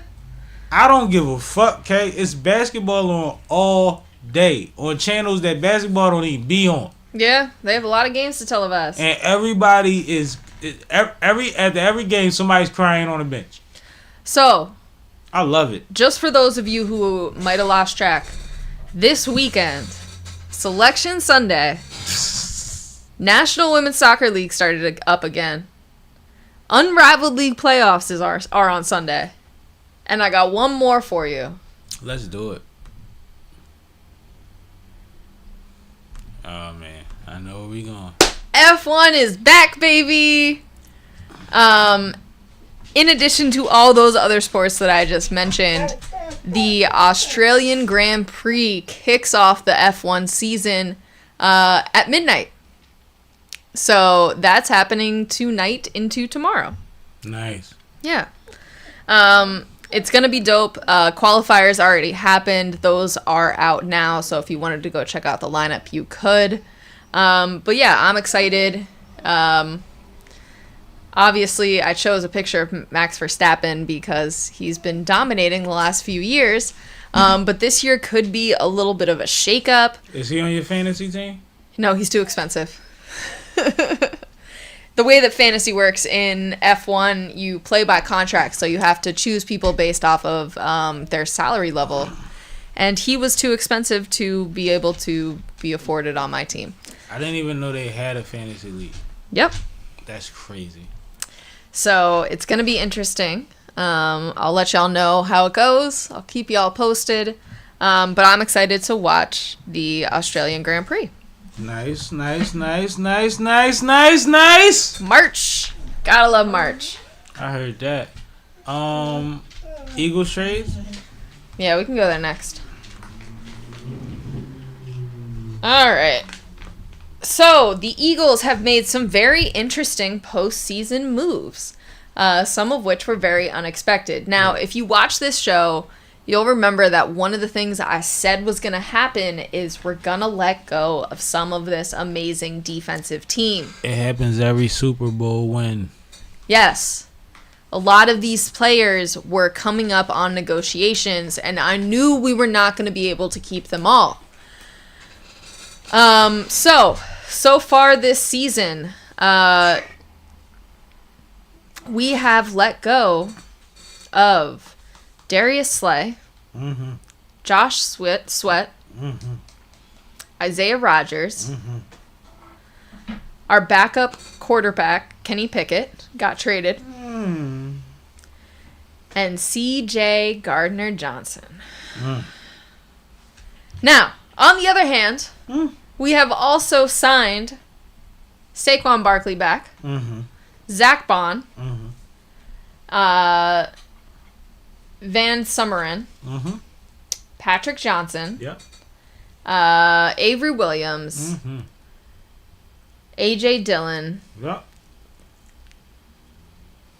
and Adoree Jackson.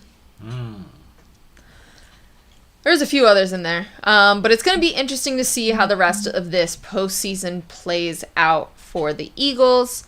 Obviously, we also had to get a new defensive coordinator.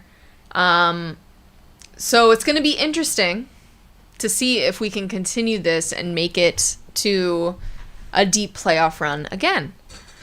That being said, our offense so far remained pretty stable. There hasn't been too much of a shakeup.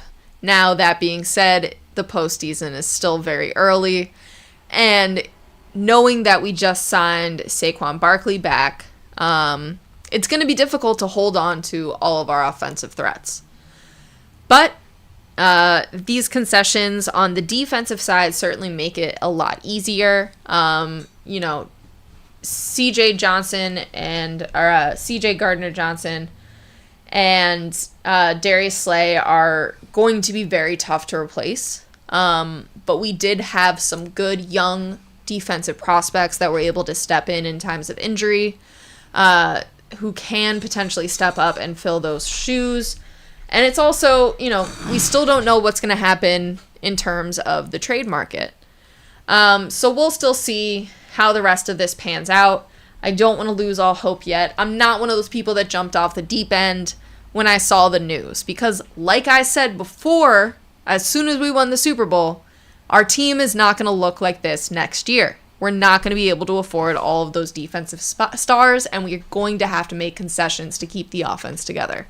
And I do think that it's more important to keep those offensive players together. You're not going to get a running back like Saquon Barkley, period. He was the best running back in the league. You're not going to get a wide receiver like A.J. Brown that's willing to play with a running back and a running-focused offense. And not get no yards. And then Devonta Smith is the best wide receiver number 2 in the league. He could be a wide receiver 1 almost any other team. So holding on to that square with Jalen Hurts, that was where we needed to spend our money. And because of that, and because of the salary cap, we knew that we were going to have to make concessions elsewhere. So I am not necessarily mad at what the Eagles have decided to do. I am, however, worried that we won't be able to build back a defense that's going to allow us to win games and have the offense out there. But that's where I'm at with it. I've spoken to and read a lot of posts from Eagles fans that have no faith in a front office that, if you know me, I ain't really been that invested in the NFL. I've denounced my team. I've been watching just because, like, something to do. But the Eagles front office has made a lot of moves that were unorthodox, unpredictable, and had success. They even got back to a Super Bowl and won a Super Bowl when everybody was like, damn, if we just had Jason Kelce. Yeah. Right? Yeah. But I'm talking to fans that don't believe in the front office. They're looking at it like, you're liquidating our Super Bowl. That's how they literally are looking at it. I think that's and even tough. if you know Super Bowls, then you know that teams never go back into the next season with the same fucking people. It's damn near impossible because you do have people, one, who their contracts are up, but everybody's value increases. Yes. So sometimes we're going to trade some people. Sometimes people is going to outbid us, whatever have you. But we're going to make moves to progress the product. And often, Super Bowl winners wind up deep in the playoffs or in the Super Bowl the next year, whether they win or not. It's hard to 2 and 3-peat. Yeah. Right? Yeah. So, like, this is per the course, but I've been disgusted with y'all fans. It's like, yo, as diehard as y'all are, this is the time to believe in your front office. This ain't the Sixers. Well, I think that's the problem. Do you understand the parallel? You see what I'm saying? This ain't the Sixers, and I can say different that. ownership. I can say that with, I guess, because I'm not so invested. But like, I'm picking up what they putting down. Certain shit just gotta happen. And like Slay, we know why they got rid of Slay. Yeah. Much as y'all love Slay, we know why they got rid of Slay. Right? Yeah. And at the end of the day, like, Slay is 34. Yep. And it showed. In moments when it shouldn't have. Right. It's okay. And that's not putting any smut on Darius Slay's name. Like, he is an amazing cornerback, but... It's the NFL, baby. Put it on you. It is what it is. No, it is what it is. But, like, I've talked to so many... I work around nothing but Eagles fans. And back to me. My bad. I was going to say, you're the one talking. Yeah, it's my bad. But I worked around so many Eagles fans, and it's like, they are so distraught. Certain moves they agree with, but the ones they don't agree with, they act like it's an abomination. Like it's life or death, and it's like, yo, if any organization, and it's a few, that have just been doing all of the right things when nobody thought that this year would have looked like this. I mean, Washington, right? But, damn. Give a little faith to your front office. That's all I want to say. That's what I've been realizing. People are really, really, really like they're acting like everything is imploding and it's not. And you gave good reasons why it's not. That's what's crazy about it. I didn't have to ask you the question because you said it. You was like, "Well, I said this a while ago, but based on this, you gave all of the statistical reasons because this was why my they shouldn't take. be acting crazy." This was exactly what I told everybody they were going to do. And to me, these are all smart decisions. I'm not mad at any of them. You hold on to your young talent for sure. You hold on to the folks that have a well-negotiated contract that you can keep within the salary cap. And you make some concessions that have a lot of trade value. Like, Darius Slay is not, I'm sure he's not mad. He got a great contract where he went. He's going to be great. And he got a ring. He's going to be great. CJ, same thing. He's going to be great. It's not like they're not getting the money that they deserve. They just can't get it at the Eagles. And it's unfortunate, but you got to make concessions to be able to come back. And I'm not even saying this year. I'm thinking 2 years. If we want to be competitive in 2 years, these are the types of things that you got to do. So. Now, I think that people also don't realize the progression or concession of an athlete. Mm-hmm. Your goal is to get the ring. Right. Once you get the ring, you get paid for having the ring. Right. And then you hope and work to getting possibly another ring. But sometimes that's with a different situation. Most times that's with a different situation for most athletes. Right. But and now you get the paycheck of a Hall of Fame caliber player because the ones that we just mentioned are now Hall of Fame caliber players. It's literally like Super Bowl champion is like saying Grammy Award winning, right? Right. So it's just a different world. So it's like, okay, now I'm in that conversation. Now I could do what I want to do, and I could do this over here and over there. But their progression as athletes is based on getting paid for that certificate. Right. For that ring. For that thing. Yeah, it's different. It's different. I think we don't account for that a lot of times. Like, sometimes these, like you said, I don't think Darius Slay is mad because he got a good situation. That's part of it, too. Yeah. Well done, Kay. Killed that. Go ahead. All right. Last two topics. These are for you. Stephen A. Deal and / drama. We touched on this a while ago, right? But let's do this.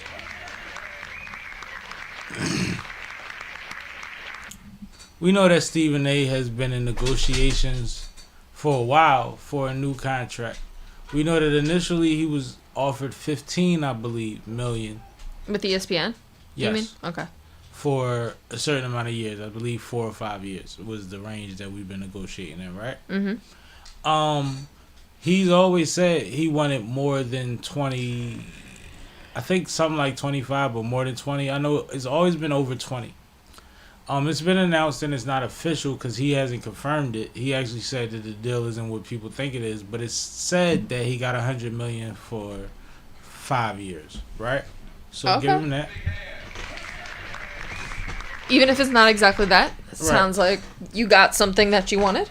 His nephew said, "So you got 5 years for $50 million? I love that." And he said, "What you say?" He said, "No, you know all that money ain't yours. 50% gonna be." Yo, his nephew is hilarious. But shout out to Stephen A. once again, man. A legend at what he does. Somebody that knows his worth and fought for it. And the crazy thing is, as we all know, he's worth more than that to that network. Yeah. But and he's on everybody's show. He's the validation, the big dog, this is worth watching to any show he steps on, right? Mm-hmm. But along with his deal, right before we found, or around the time that we found out his deal, he went through a little something with LeBron. Yes. Well, LeBron walked up on him courtside and said, "Yo, man, keep my son out of this shit, motherfucker." That part we did talk about. And when that happened, it was like, wow. But after that, he decided to go on ESPN and his own platform and give reasons / excuses to why he didn't address LeBron a certain way in that moment. And part of that was he approached me as a father, not an athlete. But then you proceeded to do something that, you from Queens. We kind of think it's sucker shit, where you just keep giving excuses to why you didn't say it in a moment, but why you were forced to say it later. When you're somebody that said, oh, you yawning on me. Sorry. Am I that bad? No, I'm just tired. All right. And a lot of people didn't appreciate that, right? Right. But on top of that, you had an ongoing feud going with Gil's Arena, and I know it's not serious, but a little back and forth where you were 100+ days short of showing up to their platform since you told them, I'll be there. I'll deal with Casket Larry and everybody else, and I'll come through and I'll do this and I'll do that. And then you finally went on Gil's Arena. And every time you refer to Gil's Arena, you say something that intrigues me. You say, I went over there with them brothers. They're my brothers. I love them brothers. I spent 3.5 hours with them. Well, it's a podcast, and you have a podcast, and it runs random time spans, and I'm sure that you're more specific or prolific Prescribed. in how you tailor your timing. But their platform runs 4 hours all the time. Right. That's how they do it. That's kind of still you saying that you did them a favor. Yeah. Am I tripping? No. Now, salute to your accommodations and the things that you deserve. I'm not taking no financial thing away from you. But there's an air of how you handle things even after you come on my platform. Because I have a platform, right? So if you come through here and I say we doing this and that, and you say, well, how long you do that? I say, man, sometimes it's 2 hours, sometimes it's 4 hours, but you don't have to be at the beginning or the end of it. Because that's usually how I sell it, if I'm being honest, right? Like, it's we live streaming. If we live streaming. Right. If we're recording. That's a strict schedule. But if we're live streaming and it's going to run a certain course, you can stay for the 3rd hour or you don't have to. Yeah. Right? We can say goodbye while we're on live. That's fine. Yes, it's fine. No problem with that. But you wanted to get to the issues. You wanted to prove yourself to the brothers. You knew that demographic was valuable for you. So I just don't like how it's always prefaced with, I did 3.5 hours over there with them brothers. Because I know what that means, yo. I know what that means. Everybody has hard outs in certain situations, and certain situations are laxed. But we don't talk about it in that light, and that's how you handle certain situations that makes you look bad when you want to blend them with the brothers. Because ultimately, the way to represent that is, I had time that day, and I had extra time to kick it with them, and we got to cover more than we would have usually been able to. Right. Give me some feedback. Tell me something. Based on what I just said. Not on him or whatever. A lot was in there. No, I mean, at the end of the day, Stephen A is very smart. He knows what he's doing. He's very calculated. And there's very little things that Stephen A does that I would be okay saying, oh, well, maybe that wasn't intentional. That's a fact. So, talking about all of these things, I think everything that he did was intentional. Going back to the LeBron situation, him not confronting LeBron on the court, that was intentional. And weird. Him then bringing it to his podcast after it went viral. And ESPN. That was intentional. He did it on both. And ESPN. That was intentional. Him going to Gilbert Arenas and spending 3 hours there. That was intentional. Him then going back to his platforms and talking about it. That was intentional. Him getting the deal and letting certain amounts be said about what that deal could be and then saying like, oh, that's not factual. That's intentional. So all of this to say, this is just how Stephen A moves. Like, this is how he moves. And there's no problem with it. It's actually quite smart for somebody with his personality and his background to move like this. So I don't want to take anything away from him as a businessman, him as a media personality, him as a journalist. All of this is smart, but it is absolutely intentional. I think that where the blurred line comes, and I think that nobody really articulates it, is you'll utilize my platform to say, one, I'm not scared of anything. I'll go over there with the big dogs and talk that rough talk, and I'll address it in person because he likes to frame things that way. It's a lot of framing, right? And then the other thing is, I went over there and I survived. So now when I come back, I'm going to frame it as I'm credible over there. I'm heavy over there. Even amongst the big dogs, I get my shit off. Right? Right. But that's you framing it for you. When ultimately, it's all strategic. It's not the same way that those things are handled. Right? Because part of it was, the reason that he had so many days that he didn't go there was because, as he put it, I've been negotiating this deal for a long time, and I didn't want to go over there with y'all, and y'all a little wild. This might not have been a time for me to sit with y'all, because it might jeopardize the party's not saying, right? What I'm trying to negotiate. So now you use it as perfect timing to also solidify yourself as a real one. And, you know, you Stephen A. Smith, I'm going to have you on my platform whenever you're ready. We know what that brings to the platform. Gil's Arena is awesome, but we know what this is, right? But I think that the going back on your platform and saying things and putting certain things in certain lights while you say them, he doesn't waste words. The reason Stephen A. is because he's as word specific as Nas is. You can listen to a verse, none of those words are unintentional or fillers. Right? Stephen A., we know what you're doing, bro. That's all I'm saying. Love you, respect you, dig what you're doing, but some moves that you make are very, very, very, very transparent, and you try to make them seem like they're convenient for everybody. And they're not. And I think that's what it comes down to. Yep. And that makes you seem disingenuous in a lot of moments. That's all. Fair to say. Fair to say. All right. Moving on to our last topic. Bring it in, Sam, because I know nothing about this one. All right. So a few weeks ago, we found out that Gene Hackman and his wife had passed at like a remote location in Mexico, I believe it was. And they were found dead with the dog and them all deceased.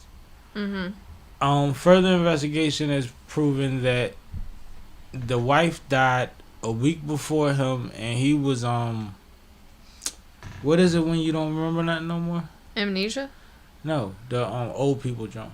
Alzheimer's. He had like Alzheimer's and all of that. So basically, she was his caregiver. Oh. So she died a week before he died. He died because he couldn't fend for himself, right? And the dog died, and I believe the dog was locked up in a cage or a kennel or whatever section that the dog was locked in from starvation or, you know, not being able to regularly, whatever, right? But the way that they were found, it seems super suspicious because it's like, he's dead, she's dead, the dog's dead, until the autopsy and you realize that she died first. Right. The problem comes where he left all of his assets to her. Ooh. Okay. They don't have kids? They do have kids. He's had estranged and difficult relationships with his kids, which is probably part of the reason why all of his assets are left to her. They're not her kids. No. That's what I meant. No. He was in his 80s or 80s. He was in his 80s when he died. So, and she's significantly younger than him. She's 30 years younger than him. his wife. So,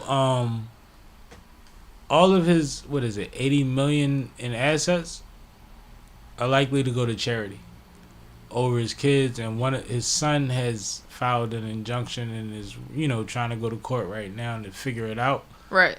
But this is one of those situations that business-wise you understand more than me. How does this play out, or do you understand the gray area? Yeah, no, I understand the gray area. So Okay. the way that this plays out, in any sort of estate filing, there's supposed to be a succession of heirs. So even if you leave everything to your wife, there's usually some sort of clause, like in the case of... Is there a way around the clause to keep it from your family? So here's the other thing that could happen. Since the wife died first,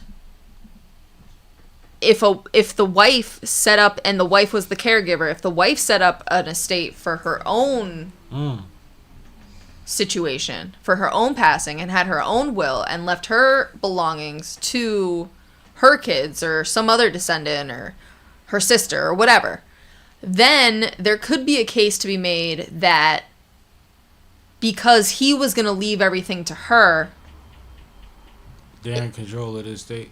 however, because she died first, that makes that case a lot harder to argue. Now, I did hear something. However, because he was incapacitated prior to her death, Right. you can make the argument. I hear something recently that is a caveat, a gray area, like a loophole, right? What's that? Based on the timing of each of their deaths, like it being so close, that there is a loophole that provides for that. Like, she died right before, or he, like right before or after. Mm-hmm. And that provides for an injunction or another bullet point or another whatever to how the law is divvied out as far as assets. Right. Well, ultimately... Do you know what I'm talking about? Does that make sense? Yeah, that makes sense. Okay. That makes sense. Ultimately, what's going to happen is a judge is going to have to intervene in this case. Now, because they died in Mexico, wherever their estate was created and where the majority of their assets lie, so I'm assuming California, probably Los Angeles, that would be where this would end up getting tried. So ultimately, it would be up to a California judge to decide where this goes. And from my understanding of the law. Crazy. But, yeah, of course, I'm not a lawyer. I don't try cases. I just work with a lot of them. How do you feel about Gene Hackman as an actor? He was prolific. He's a good actor. What is your favorite Gene Hackman movie? Ugh, don't do that to me. Okay. I would have to pull up his IMDb. I know. I just wanted to fuck with you because you the youngin'. See what I did there? Yeah. That was our last topic? That was. Hey now, say now. Hey now, say now. And I had a ball with y'all, man. Shout out to y'all, everybody that tapped in, everybody that's gonna tap in after we post this pup. Life is good. Life is good. I had a great stream. Appreciate y'all. Shout out to King in the comments. You've been going up with us the whole time. Shout out to Kay, man, doing what she do. Yeah, man. And salute to C Cash. Get well soon, my brother, and we'll get you in here soon. We probably going live tomorrow. I don't know. I think we just kind of signed up for it a little bit. What do you think? Look at the K. The issue is it's going to end up being later than we want. Yeah. So we'll figure it out. So no promises, but we'll see. Kay is editing a tripping real soon. We did just drop an episode this week. We dropped the episode this week. Shout out the episode, Kay. So this week we dropped an episode with VBS Music Group that was P. one of our favorite, most viewed episodes from this past year. He brought his whole crew back. So shout out to Phoenix Jade and Diggs. They came in here. Mizzy called in later on. And it was a dope situation, a great episode. So shout out to Sammie. Yeah, man, we had a great time, man. Salute to everybody involved in that movement. Support them. Support them. Also, Lovely Lay has a project coming out soon. She's tapping in with legends. She's making her moves. I'm proud of you, Lay. Proud of you, Lay. Keep doing your thing, man. Lovely Lay beats in Delaware, but she around. She be in Philly all the time now. She was at Dell P thing last night, I believe. She about to get that Dell P feature. Her project could be out soon. So tap in with Lovely Lay, man. We love Lovely Lay beats and we love Pop. Salute. Always. Yeah, and we out this bitch, man. Let's do it. Yeah.